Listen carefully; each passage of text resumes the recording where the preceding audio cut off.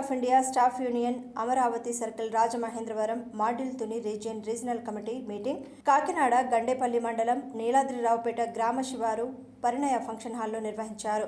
Tuni region union ఆధ్వర్యంలో జరిగిన ఈ కార్యక్రమానికి ముఖ్య అతిథిగా ISBS UAC all India State Bank of India staff federation national confederation of bank employees general secretary united forum of bank union convener comrade L Chandrasekhar, గౌరవ అతిథిగా State Bank of India staff union Amaravati circle president R Narendra Kumar మరియు Rajamahendravaram module vice president Peri Sastri, deputy general secretary B Paparao, AGS K Srinivasarao, AGS JS Chandrasekhar, Tuni region అధ్యక్షులు L Vijayababu హాజరయ్యారు.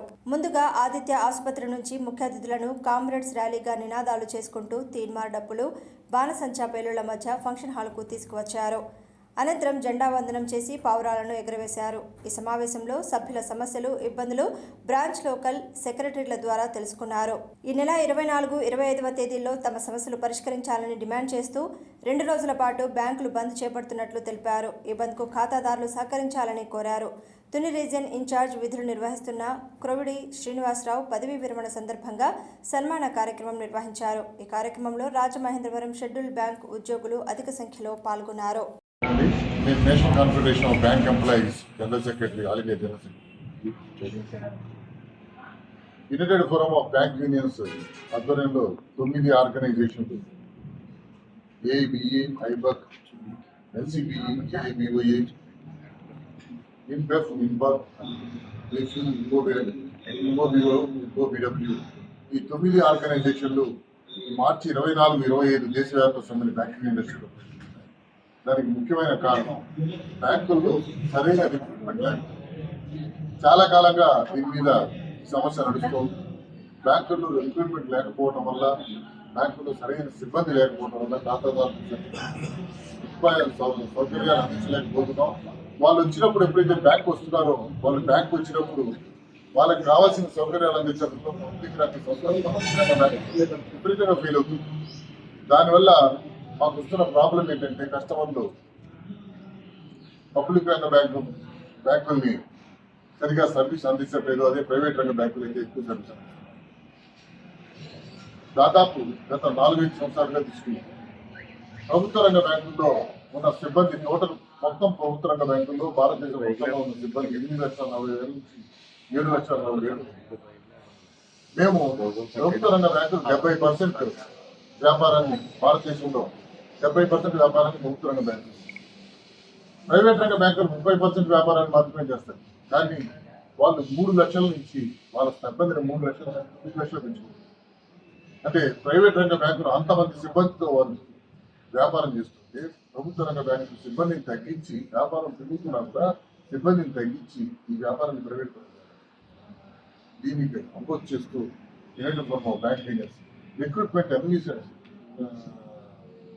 Cadres లో కూడా recruitment చేయాలి అని చెప్పని గవర్నమెంట్ ఆఫ్ ఇండియా పోవాలి.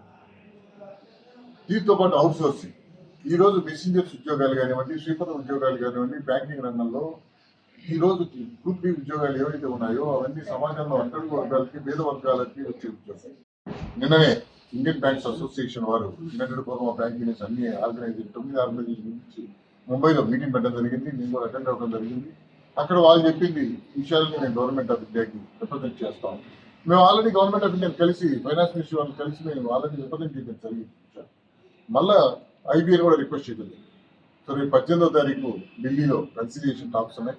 దీంట్లో ఖచ్చితంగా రిక్రూట్మెంట్, స్టేట్ బ్యాంక్ ఆఫ్ ఇండియాలో రిక్రూట్మెంట్ బాగా, క్లరికల్ రిక్రూట్మెంట్ దాదాపు ఒక సంవత్సరంలో 25,000 మంది క్లరికల్ ఉద్యోగాలు స్టేట్ బ్యాంక్.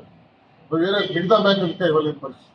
అంటే అక్కడ వేకెన్సీ లేక కాదు, లాభాలు సంపాదించడం లేదు. లాభాలు సంపాదిస్తున్నాయి, వేకెన్సీలు ఉన్నాయి, అయినా కూడా వాళ్ళు గవర్నమెంట్ ఆఫ్ ఇండియా ఒప్పుకోవట్లేదు అని చెప్పి సాకు చెప్పి వాళ్ళు ఉద్యోగులు రిక్రూట్మెంట్ ఆఫీసర్. దానివల్ల చాలా ఇబ్బందులు ఎదుర్కోవడం జరుగుతుంది. ఏదైతే ఈరోజు బ్యాంకింగ్ రంగంలో ఎంతమందిని మీరు రిక్రూట్ చేసుకుంటారో దాంట్లో 5% మాత్రమే ఒక ఉద్యోగం చనిపోతే వాళ్ళకి కంపల్సరీ అపాయింట్మెంట్ ఉంది. అసలు మీకు రిక్రూట్మెంటే లేకపోయారు, మీకు ఆయా బ్యాంకుల్లో కంపల్సరీ అపాయింట్మెంట్ అయిపోయింది. ఎవరైనా ఉద్యోగి కనుక మరణిస్తే ఆ కుటుంబంలో ఎవరైనా ఉద్యోగం ఇవ్వాలంటే రిక్రూట్మెంటే లేదు ఇక. కాబట్టి మీరు రిక్రూట్మెంట్ చేసుకొని కంపల్సరీ కూడా అయిపోతున్నాయి. కస్టమర్లు ఇబ్బంది కాకుండా డిమాండ్ చేస్తుంది. దీని స్ట్రైక్లో వెళ్ళడానికి గల ముఖ్యమైన కారణాలు సో రేపు మార్చి 24, 25 జరిగే స్ట్రైక్లో దేశవ్యాప్తంగా బ్యాంకింగ్ ప్రభుత్వ రంగ బ్యాంకింగ్ ఉద్యోగులు అధికారులు అందరూ కూడా పార్టిసిపేట్ చేస్తారు. మీడియా మిత్రులందరూ కూడా మా విన్నపం, మీరు కూడా మాకు సహకారం అందించి మా సమస్యలకు ప్రభుత్వం దృష్టికి రావడం మీ వంతు సాయం చేయాలని మనస్ఫూర్తిగా. Thank you.